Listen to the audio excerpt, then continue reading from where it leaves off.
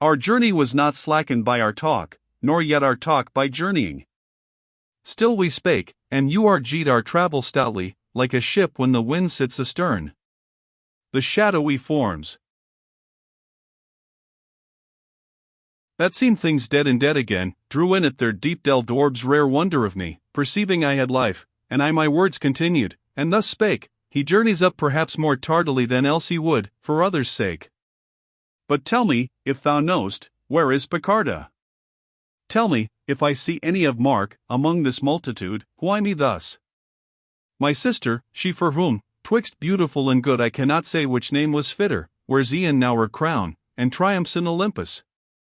Saying this, he added, since spare diet hath so worn our semblance out, 'tis lawful here to name each one. This, and his finger then he rised, is Buonaguna, he of Lucca, and that face beyond him, pirked unto a leaner fineness than the rest, had keeping of the church, he was of Tours, and purges by one abstinence away Bolsina's eels and cups of muscadel. He showed me many others, one by one, and all, as they were named, seemed well content, for no dark gesture I discerned in any. I saw through hunger Ubaldino grind his teeth on emptiness, and Boniface, that waved the crozier o'er a numberous flock.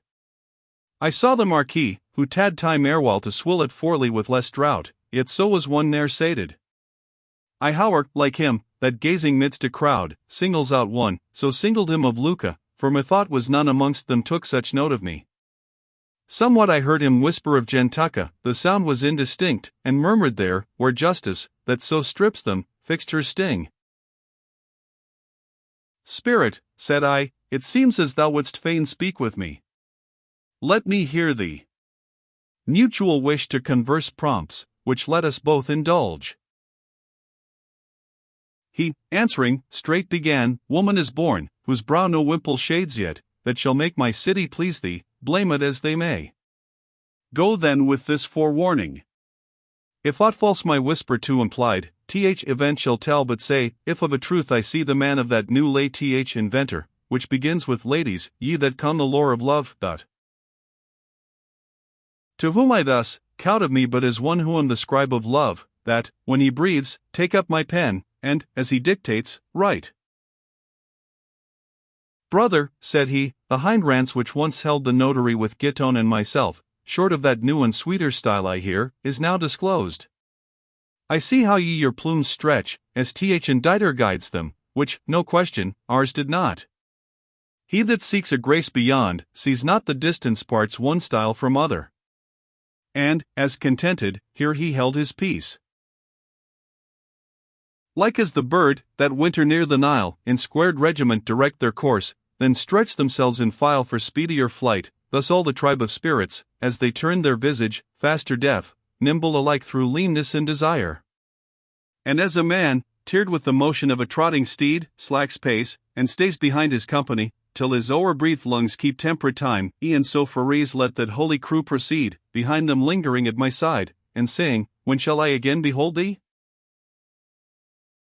How long my life may last, said I know not, the snow, how soon soever I return, my wishes will before me ever rift. Sit hence the place, where I am set to live, is, day by day, more scooped of all its good, and dismal ruin seems to threaten it. Go now, he cried, lo!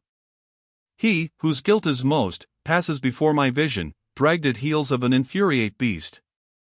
Toward the vale, where guilt hath no redemption, on it speeds, each step increasing swiftness on the last, until a blow it strikes, that leaveth him a course most vilely shattered. No long space those wheels have yet to roll, there with his eyes looked up to heaven, ere thou shalt plainly see that which my words may not more plainly tell. I quit thee, time is precious here, I lose too much, thus measuring my pace with shine.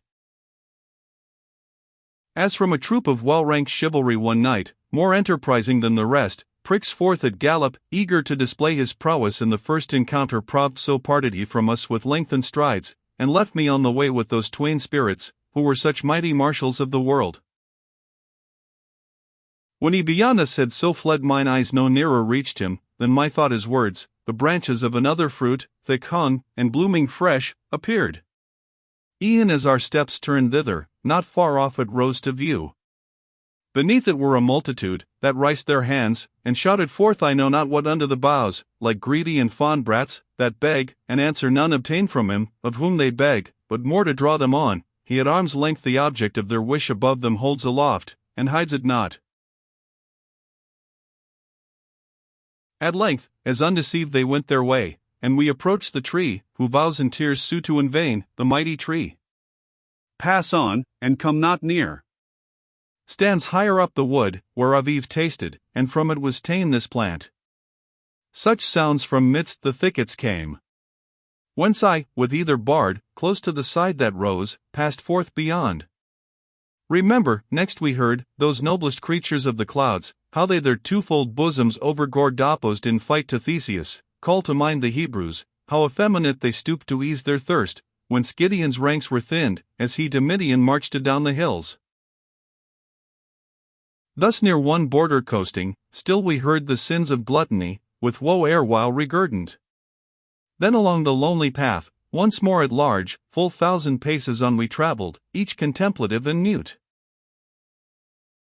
Why pensive journey thus ye three alone? Thus suddenly a voice exclaimed, whereat I shook, as doth a scarred and paltry beast, then rised my head to look from whence it came. Was ne'er, in furnace, glass, or metal seen so bright and glowing red, as was the shape I now beheld. If ye desire to mount, he cried, here must ye turn. This way he goes, who goes in quest of peace. His countenance had dazzled me, and to my guides I effaced backward, like one who walks, as sound directs. As when, to harbinger the dawn, springs up on freshened wing the air of May, and breathes of fragrance, all impregned with urban flowers, e'en such a wind I felt upon my front blow gently, and the moving of a wing perceived, that moving shed ambrosial smell, and then a voice, blessed are they, whom grace doth so illume, that appetite in them exhaleth no inordinate desire, still hungering is the rule of temperance wills.